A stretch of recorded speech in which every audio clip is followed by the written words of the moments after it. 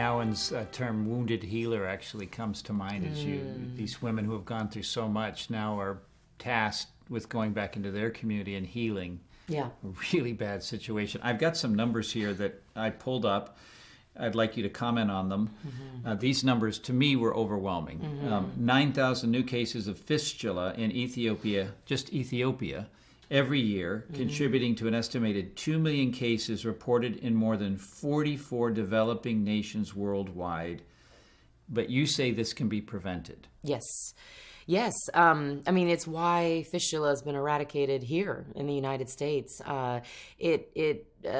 Basic maternal health care and emergency obstetric care. So access to C-sections. So when a woman is in obstructed labor, she'll be able to get a C-section.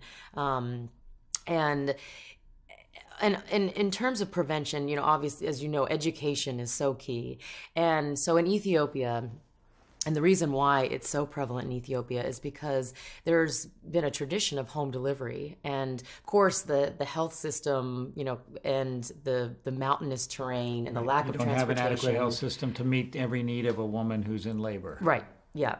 Exactly. So there are a lot of compounding factors, but just basic maternal health education and reproductive health education that women are aware that giving birth is actually a health issue. It's, you need to be with health professionals while giving birth.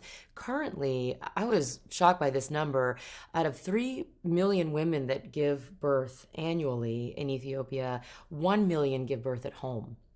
And so, a third of the women are giving birth at home and for various circumstances. But one of the things that we've really found with a lot of the women that develop fistula is that they've given birth at home and they don't go to a health center where there is a midwife who might be able to call an ambulance to come take her to a hospital where there is emergency obstetric care like a C-section.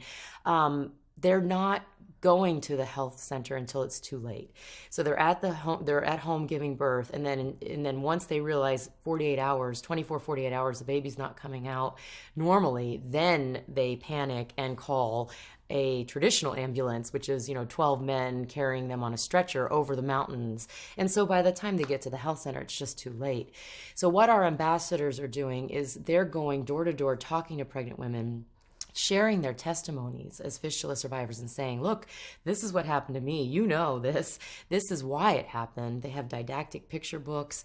And so because of this, we want you to go to a health center to get prenatal care, to connect with the midwife, to come up with a plan and really be prepared for a safe delivery.